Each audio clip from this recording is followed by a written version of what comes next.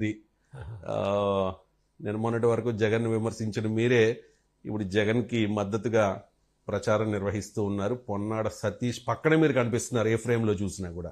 ఏంటి, ఎలా ఉంది మీకు రెస్పాన్స్, ఎలా ఉంది మీ ప్రచారానికి? బ్రహ్మాండంగా ఉందండి. ఉమ్, అంటే ఆ రోజు ఈ నియోజకవర్గంలో వైఎస్ఆర్ పార్టీని బతికించిన నేనే.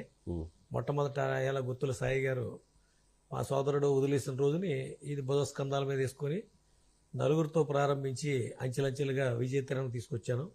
టికెట్ ఇవ్వబడడం మాత్రం వాస్తవం. ఆ రోజుని మన మన జగన్ గారు ఒంగోలులో నన్ను పిలిపించుకుని అక్కడ నాకు ఎమ్మెల్సీ ఇస్తాను, నువ్వు ఆర్థికంగా చాలా ఇబ్బంది పడ్డావు, దాన్ని కూడా నీకు రేపు పొద్దున రాబోయే రోజుల్లో నీకు అన్ని రకాలుగా నీకు ఇబ్బంది లేకుండా చూస్తానని చెప్పడం జరిగింది ఆ రోజున.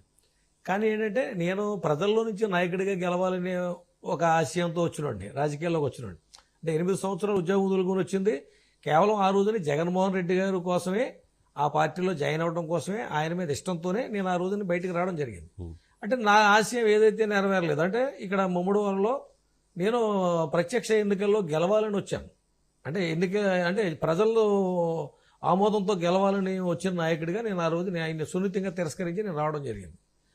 అలాగే మరి జనసేనలో జాయిన్ అవ్వడం జరిగింది. మొట్టమొదట కండువా వేసిన రోజున టికెట్ ఇచ్చాడు.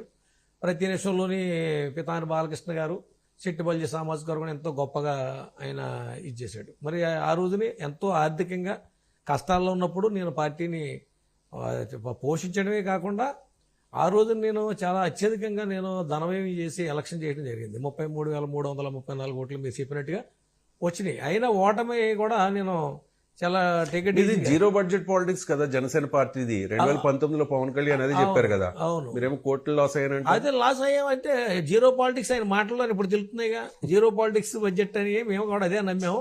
అయినా మొట్టమొదటి ఇచ్చిన సీటు కనుక గెలవాలని ఆశయంతో నేను ఆ కార్యక్రమం చేసుకోవడం జరిగింది. కానీ ధర్మిలా ఏమైందంటే ఓటమి చెందినా కూడా ఎక్కడా కూడా నిరుత్సాహపడకుండా నేను పార్టీ కోసం కష్టపడి పనిచేసి ఒకే ఒక్క సామాజిక వర్గంలో ఉన్నవాడే బీసీ సామాజిక వర్గం, సిట్టిపల్లి సామాజిక వర్గం. ఆయన ఆ రోజున ఏంటంటే సోషల్ ఇంజనీరింగ్ అన్నాడు, అమలాపురంలో మీటింగ్ పెట్టాడు, అన్ని చేసాడు, బాగానే ఉంది. కాపుల్ని చిట్టుపల్లిని కలపాలి. అలాగే మా జనసేనలో అప్పుడు బీసీ సెల్ కానీ ఎస్సీ సెల్ కానీ లేవు. కానీ అంతకన్నా దుర్మార్గమైన నాయకత్వం ఉంది. ఆ నాదెళ్ల మనోహర్ కానివ్వండి, పవన్ కళ్యాణ్ గారు కానివ్వండి. ఎందుకంటే ఎక్కడా కూడా వాళ్ళిద్దరు ఆ ఫేమ్ వాళ్ళిద్దరు తప్ప ఇంక వేరే వాళ్ళు ఎవరు కనపడరు. కానీ మీరు నాదెండ్ల మనోహర్ వర్గమా పవన్ కళ్యాణ్ వర్గమా? నేను ఎవరి వర్గం కాదు సార్, నేను ఎవరి వర్గం, నేను పార్టీ వర్గం అంతే. నేను ఏ పార్టీ పనిచేసినా పార్టీకి లాయల్ గా అంటే నాదెండ్ల మనోహర్ మీద చాలా మంది చాలా ఆరోపణలు